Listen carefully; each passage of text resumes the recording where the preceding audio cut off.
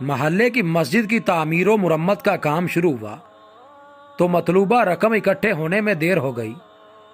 Committee انتظامیہ نے امام صاحب سے کہا کہ محلے کی اس نکڑ والا بندہ ہے تو بڑا تاجر، مگر اپنے فسق و فجور میں انتہا کو پہنچا ہوا ہے، اگر آپ میں ہمت ہے تو اس سے بات کر لیں، ممکن ہے کہ کوئی صورت بن جائے۔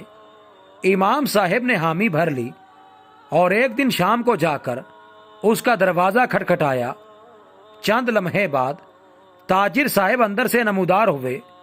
امام صاحب نے اپنے آنے کی وجہ بتائی تو صاحب سٹپٹا گئے اور بولے کہ ایک تو تمہارے سپیکروں کے ہر وقت چلنے سے سکون برباد ہے، اوپر سے تم ادھر تک آ پہنچے ہو، اور دوسرے محلے والے مر گئے ہیں جو مجھ سے چندہ لینے کی ضرورت آن پہنچی۔ امام صاحب نے کہا، صاحب اللہ کا دیا ہوا موقع ہے آپ کے لیے، آپ کے دستے تعاون کی ضرورت ہے، میں خالی ہاتھ نہیں جانا چاہتا، اللہ آپ کے مال و جان میں برکت دے گا۔ صاحب نے امام صاحب سے کہا، لاؤ اپنا ہاتھ۔ امام صاحب نے جیسی ہاتھ بڑھایا، اس تاجر صاحب نے امام کے ہاتھ پر تھوک دیا۔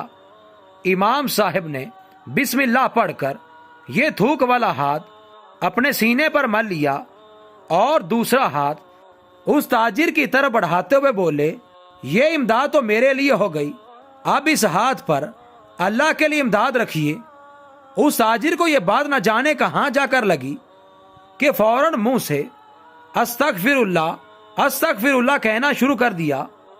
کچھ لمحات کے بعد شرمندہ اور دھیمے لہجے میں بولے، کتنا پیسہ درکار ہے؟